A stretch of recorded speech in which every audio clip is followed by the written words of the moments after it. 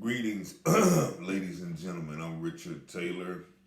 I am coming back with the continuation of the video that I recently posted concerning the resignation of Spring Creek Principal Mrs. Wendy Waters, and also the continuous complaints that continue to pour in about Dillard Middle School Principal Mr. Mario Ray.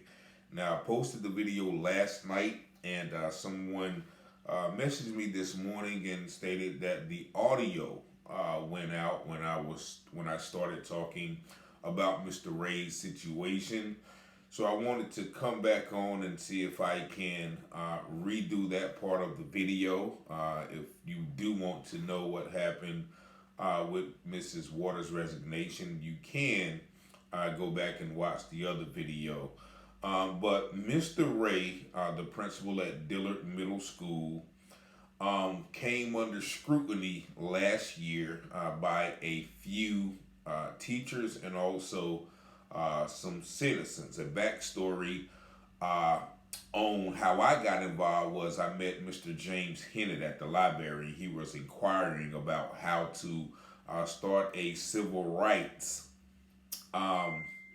lawsuit or complaint, and we got to talking, and he told me about the most impactful situation that really got Mr. Ray under scrutiny, which was the arrest of a 12-year-old female student in about May of last year, right around the end of the school year, from an incident which stemmed from the girl chewing gum in the hallway. The incident escalated, in which in turn the girl was, the police were called. The girl was charged with numerous charges, ended up being expelled from the school for a year, placed on probation, and is now at the alternative school, if I'm not mistaken. All because of the escalation tactics that has been proven routinely to be performed by Mr. Ray in these instances. So we talked about that. Me and Mr. Hennett did a video, and another teacher, Mrs. Tondaleo Clark, she joined in because she and Mr. Hennett had been working together, filing numerous complaints with the ACLU, the school board, the federal government, even sent letters to the White House concerning not only Mr. Ray's actions, but also some of the conditions of the school with the food, mold, unkempt bathrooms, bathrooms that are not up to par. Many issues with the school that has yet, to my understanding, to be rectified. But she got in and we did a video. That video, she provided the documents, she provided the letters, she provided proof, she provided testimonies from students who corroborate Mr. Ray's intimidation tactics, his insensitivity towards students, his indifference to female students when they experience their monthly issues, if you get my drift. Several students who have came out, and also parents who have came out in response to the video that we did. And if you can go back and watch that video, me with Mrs. Clark, that video garnered thousands of views as well. And another teacher, Miss Jaleesa Harris, also chimed in about Mr. Ray's intimidation tactics, not only with students, but also with teachers, and his ability to get loud and boisterous and make the smallest situation out to be something that it doesn't have to be, as some would say, making mountains out of molehills. Now, Mrs. Harris was present that day that the female student went into what I would call a mental health episode dealing with Mr. Ray, and she was actually the de-escalation person on duty, and she was not allowed to perform her duties, which brought her into the situation, and she gave her testimony as well. And so many people since then, whether teachers, employees at the school, former students, parents of students, and even students themselves have came out and just expressed their displeasure with Mr. Ray's tactics. And so many people have been asking me what has been done in that situation. Currently, Mr. Ray is still the principal. However, complaints are still ongoing about his tenure there. And I am going to read a complaint from a former student and a parent that has dealt with, I guess, Mr. Ray, but also is concerned about the current state of affairs at Dillard as she went to Dillard in the 6th to 8th grade. Now, this was sent to me by Mrs. Clark 2 days ago. So, once again, these things are still in the people's minds. So, I just want to give the people an update. But I'm going to read this social media post from another concerned citizen. And it reads, as a former student of Dillard Middle School from 6th to 8th grade, it saddens me that any child has to endure such an unfavorable learning environment. I'm sharing this post to continue raising awareness and advocate for the removal of Principal Ray. There is simply no place for a principal who practices intimidation methods, including threats of jail, to be around children, especially those in inner city schools. No child should have to attend school in the presence of someone like this. As the Department of Education conducts its investigation, I hope that these children receive a fair ruling. Principal Ray was promptly removed from Norwayne due to numerous complaints from parents and community members that gained significant attention. If you are a parent or a relative of a child attending inner city schools like Carver Heights, Dillard, Goldsboro High School, etc., please don't ever hesitate to act on behalf of your children. Principal Ray has not yet been removed from Dillard, in part due to insufficient community involvement. Attending meetings and reaching out to find out how you can contribute makes a difference in the community. I'd like to express my appreciation for Mrs. Clark, Mr. Hennett, and all the others who have contributed to advancing this case. For those in Wayne County, let's continue to keep this issue in our minds and as a topic of conversation, as the principal remains employed and the school's conditions have not yet seen any improvement. And she goes on to list the petition that has been initiated for the removal of Mr. Ray. And a lot of things, once again, in Mrs. I won't say her name, but this lady's post ring true. Especially, she talks about the intimidation tactics and also threats of jail. Ms. Clark mentioned that he came in and said if the students don't turn in their homework, he's going to call the police on them. And that was one thing that had Mrs. Clark up in arms, and she actually approached him with a letter about that. And, of course, he said, well, yeah, I shouldn't have said that. But the damage has been done, as we also talk about some of the illegal search and seizures on the students. There's been reports that when the students come in, he pulls them to the side and searches them. Now, we all know about the school-to-prison pipeline. Now, if you're already yelling at students, threatening them with jail, and also searching them, you're basically treating them like they're in a detention center. And as the case with many students who be expelled, or just in the case of the 12-year-old female student, she has to go to the alternative school.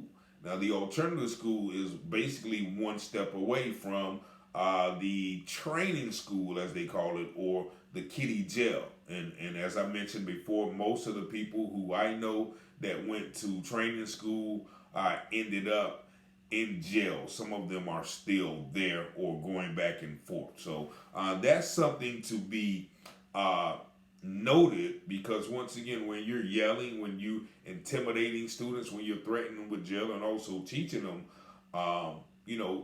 treating them like criminals by searching them, then of course that does something to their psyche. And the main thing is he was also removed from Norwayne.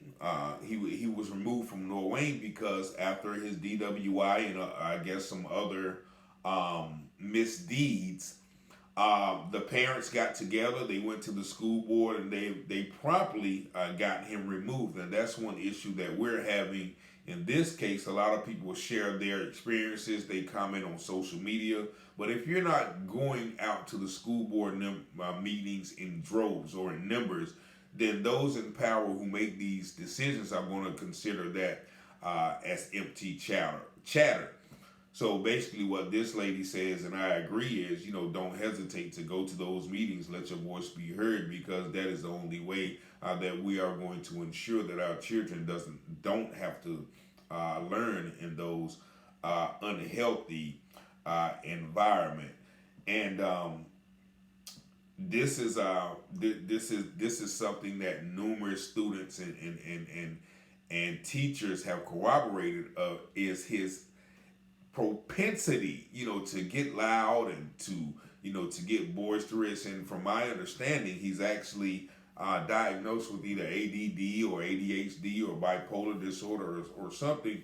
And I've been in association with people in power, like managers of companies I work for, who had those same things, and they were taking things like Adderall and those psychotropic drugs. Now, those drugs do have side effects. And so, I know with my manager, he was aggressive, he was indifferent, he was, talk real fast and didn't listen, and he was always focused on what his way or the highway, which, in this case, in dealing with children, that may not be the best person to have in that position. And I know, those medicines have side effects. Now, what if one day, whether it, was that day during the testing that he was off of his meds or he was on his meds, whatever the case may be, that causes that type of behavior. And one concerned employee of the school mentioned how his yelling that morning, considering the young lady's situation, the students were upstairs about to take their test. And his yelling probably compromised the students' ability to take the test, because they were disturbed. They were mentally disturbed. It's almost traumatic to have a principal running up and down the halls and yelling like that right before you're about to take the end of school test. Now, as I mentioned in an earlier video, the school has already received a failing grade in math and reading proficiency. So once again, if he's not bringing those things up and he's being a disciplinarian, the kids don't need discipline. Well, they do need discipline, but if they're failing, it doesn't matter how much you police them. You're pretty much policing them right into the criminal justice system. So there is a petition, and I'm going to read this petition because the lady posted it, and I'm going to read it to you because this petition is still ongoing. It can be found on change.org. And the petition reads, and it was orchestrated in July of 2023. The students at Dillard Middle School continue to suffer inhumane conditions such as spoiled, unhealthy meals, mold and mildew in the building, rusted pipes, leaky ceilings, cold water, rust around the windows, and windows that do not close. The school was cited by OSHA for failure to complete the renovation. The science lab and band classes have been eliminated from the curriculum. The principal has conducted illegal searches and seizures, treating the children like they are in a detention center. On May 24, 2023, a 6th grade female child was arrested without just cause. Other 6th grade students witnessed the incident. Veterans James R. Hennett and Clifton Brewington, both who are graduates of Dillard High School, are organizing an effort to protect our children by demanding the removal of the principal from Dillard Middle School. This misconduct would not have happened in the county schools, and we will not tolerate it in our city schools. So that is what the petition reads. And once again, the petition can be found on change.org. So if any of you parents have any issues that you want to address, and a lot of times, even Ms. Harris, she stated that she did want to speak out. during the year were in fear. Well, she did speak out a couple of times, but in fear for her job, she had to be silenced. But she couldn't keep silent any longer. And when she started to speak out about it, Miss Harris, who was the de-escalation staff member, was reassigned to a different school. And Mrs. Clark had been speaking out the entire time, but after last year, she retired because once again she just couldn't take it no more. Now she has garnered the fight to expose some of these things. Like she did have pictures of the food with mold on it and expired milk and things of like that. So she's been working diligently, and I thank her, Mr. Hennett, Ms. Harris, and everybody who's involved in sharing their concerns. And actually, the lady who informed me that the volume was out on the previous video, she even chimed in with her own comments. She said, "You're welcome. I love your reporting. He's a bad guy. My daughter was at Norwayne, and he should not be a principal, period. If people only know after his arrest, he should have been fired. Keep doing what you do for our communities and our children." And that, once again, just brings me back to why I do this. I don't care about anybody's position, anybody's title, anybody's reputation. If you are doing something that is harming even one children, or that can be seen to be harming or be considered to harm one child, then, I am going to advocate for the children. In the case of Miss Waters and Mr. Ray, once again, my concern is the children. Anybody who is doing things that will be considered harmful should not be in a position to lead children. So I just want to come back once again with an update because many people have been asking me about the two particular situations. In the case of Mr. Ray, once again, I could go on and on and on about the number of messages and experiences and reports of, just misconduct, disrespect, demeaning, combativeness, intimidation tactics that has been reported by Mr. Ray from students. However, if you have other instances and you want to submit information, you can call me 919-587-7782. Or if you even have anything to dispute these claims, please call me. I'm not, once again, above reproach or reproof.